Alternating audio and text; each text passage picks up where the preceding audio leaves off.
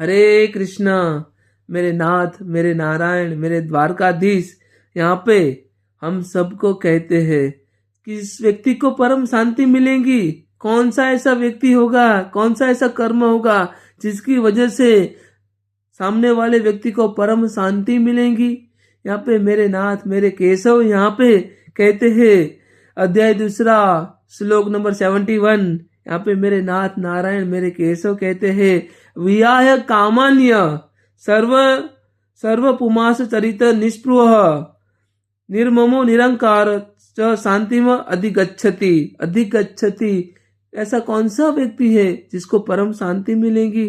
मेरे नाथ यहाँ पे नारायण कहते हैं, given up all the desire for the sense of gratification, जिसने अपनी सारी इच्छाओं का त्याग कर दिया है। सेंस ऑफ ग्रेटिफिकेशन जो उसको अपने कर्मों के साथ जोड़ रही है, सारी इच्छाएं, सारी एक्सपेक्टेशन, सबका उसने त्याग कर दिया है। मतलब डिजायर से फ्री है।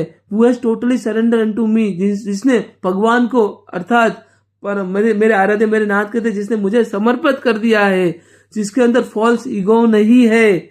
मेरी बात ध्यान से सुनना, जिसने मुझे सरेंडर कर दिया है, मुझे समर्पण कर दिया है, जिसके अंदर फॉल्स ईगो नहीं है, जिसके अंदर कोई इच्छा नहीं है, ऐसे व्यक्ति को इस जन्म में परम शांति मिलती है। और मृत्यु के पश्चात मेरे आराध्य मेरे नाथ कहते हैं, मेरे केशव यहाँ पे कहते हैं कि उसका मृत्यु के पश्चात मैं उस व्यक्ति को अपने अंतर में स्थान देता हूँ, क्योंकि उसके अंदर ना ही ईगो है, ना ही कोई अटैचमेंट है, बस अपना नियत कर्म प्रिस्क्राइब्ड ड्यूटी कर रहा है। वो प्रिस्क्राइब्ड ड्यूटी मतलब अपना निष्काम कर्म कर रहा है।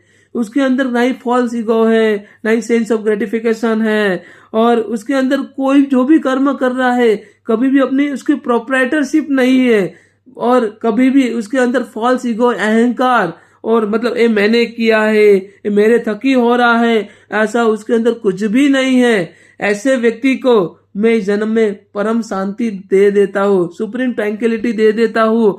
उस व्यक्ति को रियल पीस अटेन हो जाती है।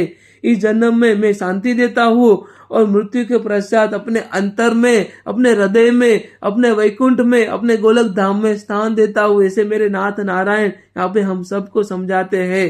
राधे राधे।